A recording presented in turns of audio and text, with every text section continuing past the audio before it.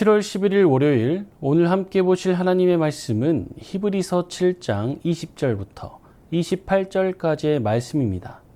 제가 봉독하겠습니다. 또 예수께서 제사장이 되신 것은 맹세 없이 된 것이 아니니 그들은 맹세 없이 제사장이 되었으되 오직 예수는 자기에게 말씀하신 이로 말미암아 맹세로 되신 것이라. 주께서 맹세하시고 뉘우치지 아니하시리니 내가 영원히 제사장이라 하셨도다. 이와 같이 예수는 더 좋은 언약의 보증이 되셨느니라.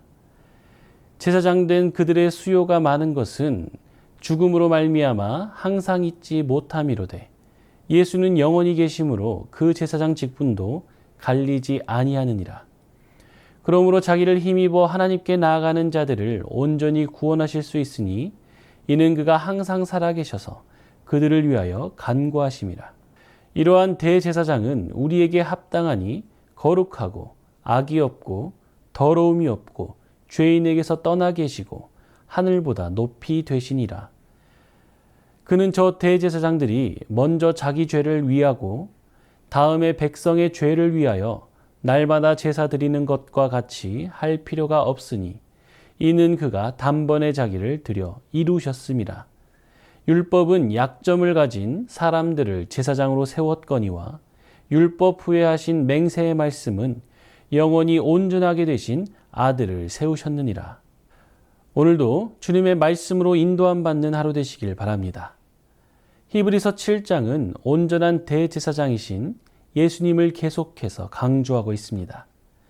특히 시편 110편 4절을 인용하여 레위 지파의 제사장들과 예수님을 비교하며 예수님의 우월성을 드러냅니다. 예수님이야말로 온전한 대제사장이 되심을 말해주고 있는 것입니다. 특히 오늘 본문은 하나님의 맹세를 기준으로 예수님과 레위 지파 제사장의 차이를 설명합니다.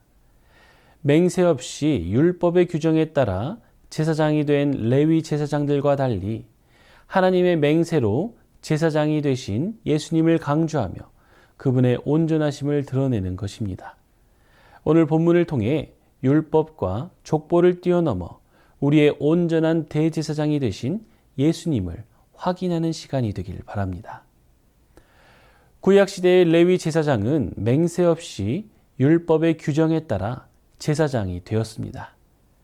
하나님이 모세에게 아론과 그의 아들들을 제사장으로 임명하라고 명령하셨고 아론과 그의 아들, 그의 자손들은 이 명령을 따라 대를 이어 제사장 직분을 이어갔습니다.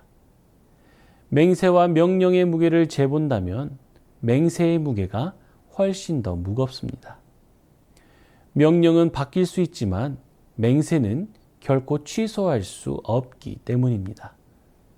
그런데 20절을 보면 예수님이 하나님의 맹세로 제사장이 되셨다고 합니다.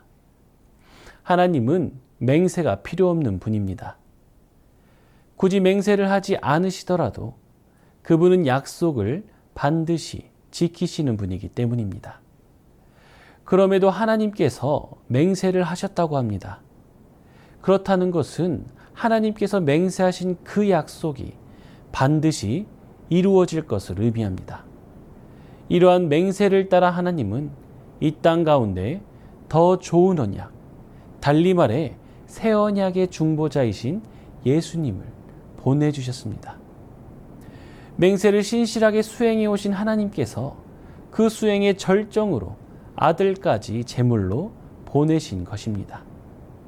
그러므로 예수님은 하나님의 맹세, 즉 더 좋은 언약이 반드시 이루어질 것에 대한 보증이 되십니다. 맹세하신 대로 새 언약의 중보자를 보내주셨으니 우리에게 주신 새 언약의 약속도 반드시 성취될 것이라는 보증이 되는 것입니다. 22절의 보증으로 번역된 단어를 살펴보면 다른 사람을 보증하기 위해 자신의 생명을 담보로 내놓는 것을 의미하는 단어입니다. 예수님은 새로운 제사장직에 대한 하나님의 맹세가 성취되도록 자신의 목숨을 담보로 보증인이 되셨습니다.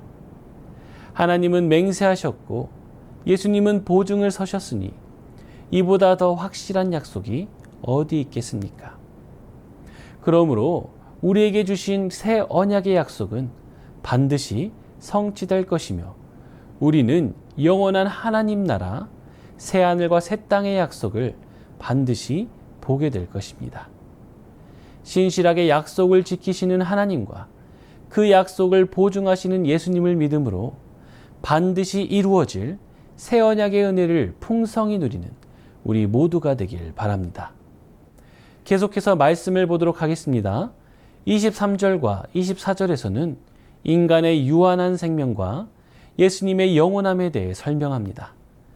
23절에 따르면 레위 제사장의 수가 많은 것은 그들은 영원할 수 없고 모두 죽을 수밖에 없는 유한한 존재이기 때문입니다. 로마 제국 시대에 유대인 정치가이자 역사가였던 요세푸스의 기록에 의하면 주 70년 성전이 파괴될 때까지 역대 대제사장의 수가 83명이었다고 합니다. 레위 제사장이 죽으면 다음 후계자가 이어받는 방식으로 레위 제사장의 직분은 여러 명에게 계승되어 왔습니다. 그런데 이와 같이 제사장들의 수가 많다는 것은 레위 제사장의 불완전성을 보여줍니다. 레위 제사장은 죽음을 피할 수 없는 존재이기에 수가 많아야 했고 다른 사람이 계속해서 직분을 이어받아야 했습니다. 하지만 24절을 보면 알 수 있듯이 예수님은 영원히 살아계시기에 다른 이가 예수님의 역할을 이어받을 필요가 없습니다. 예수님 홀로 영구적으로 제사장직을 수행하실 수 있는 것입니다. 그러므로 예수님은 예수님을 힘입어 하나님께 나아가는 자들을 온전히 구원하실 수 있는 분이십니다. 그분께서 항상 살아계셔서 그들을 위해 간구하시기 때문입니다. 사랑하는 성도님들, 죽음에서 부활하여 하나님 보좌 우편에 계신 예수님은 다시는 죽을 일이 없는 영원한 제사장이십니다.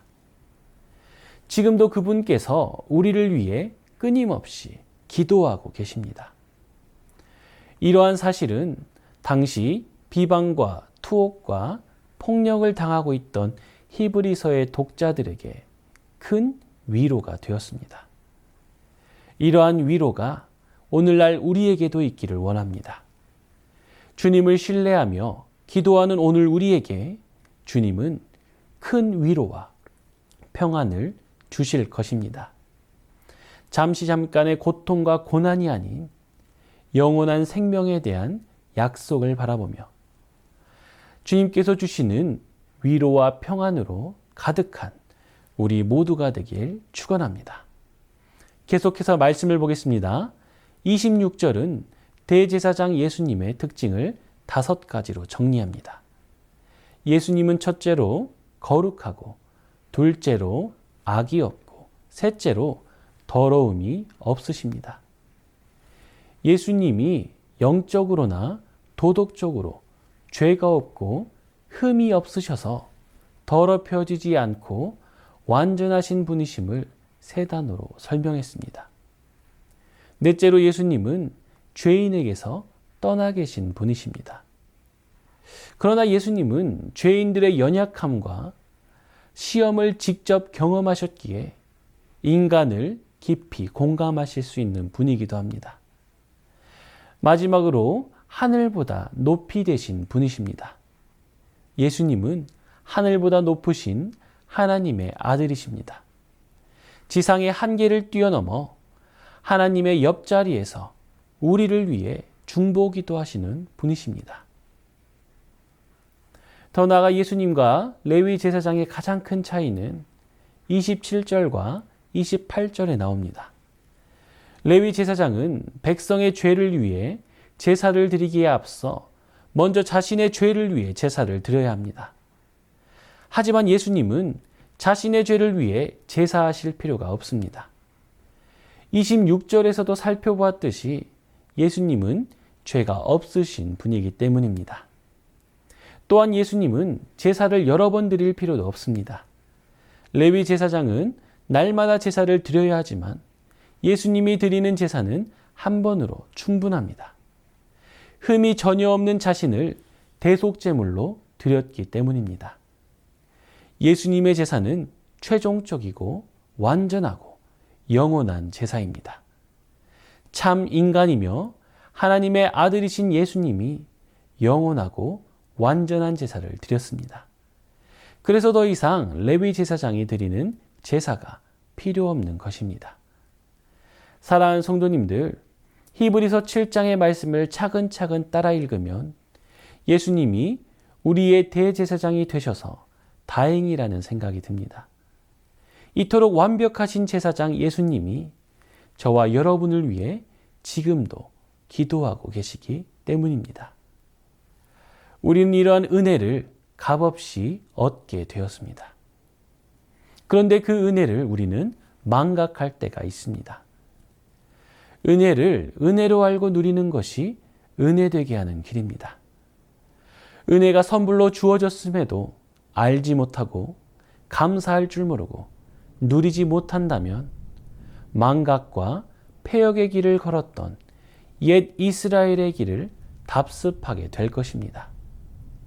그러므로 온전한 대제사장이신 예수 그리스도 안에서 우리에게 베푸신 더 좋은 언약의 은혜에 감사하며 그 은혜를 누리며 살아가는 우리 모두가 되기를 주님의 이름으로 축원합니다. 이 시간 주신 말씀을 기억하며 기도하겠습니다.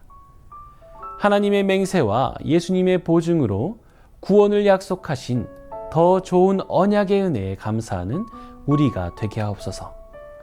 온전한 대제사장으로서 지금도 우리를 위해 간구하시는 예수님을 힘입어 날마다 하나님께 나아가는 우리가 되게 하옵소서. 이 시간 주신 말씀을 기억하며 함께 기도하겠습니다.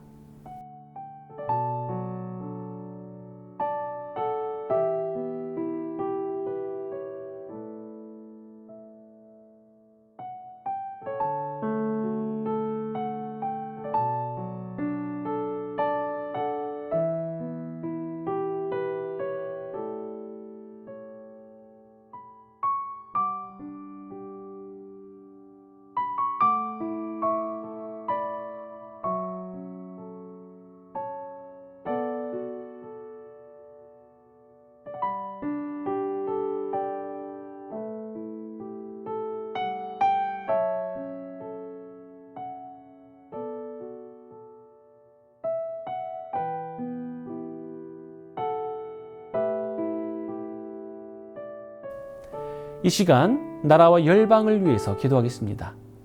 남과 북이 복음으로 사랑으로 하나 되게 하옵소서. 교회들마다 복음의 능력을 회복하여 교회를 통해 열방에 하나님 나라가 임하게 하옵소서. 이 시간 나라와 열방을 위해 함께 기도하겠습니다.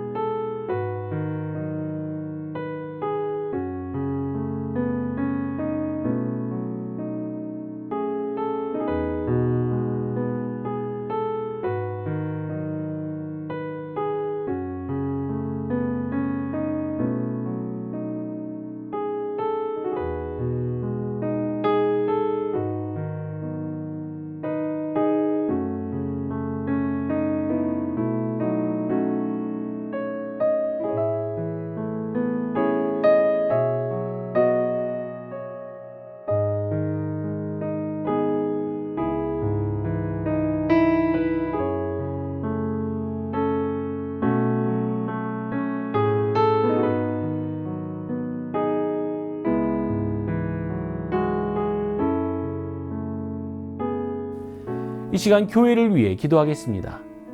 담임 목사님 영육의 강건함으로 붙들어 주시고 성령 충만하여 맡겨진 모든 사역들 능히 감당케 하옵소서. 다음 세대 여름 사역을 준비하는 모든 손길 가운데 은혜 더하여 주시고 교육자들과 교사 순장들을 주님의 영으로 충만케 하옵소서.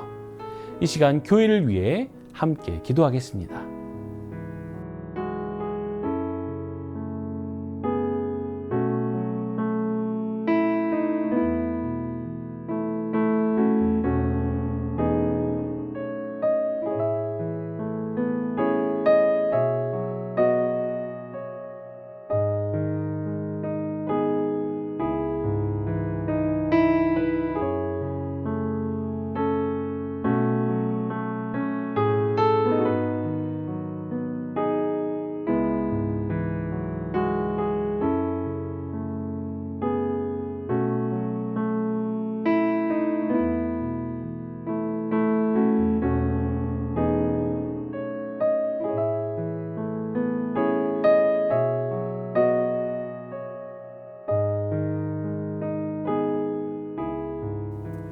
이 시간 선교사님과 환우들을 위해 기도하겠습니다.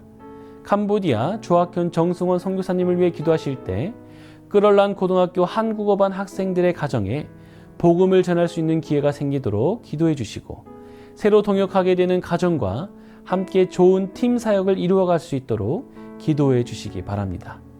과테말라 도익찬 노행자 선교사님 코로나 확진되어 투병 중에 있습니다.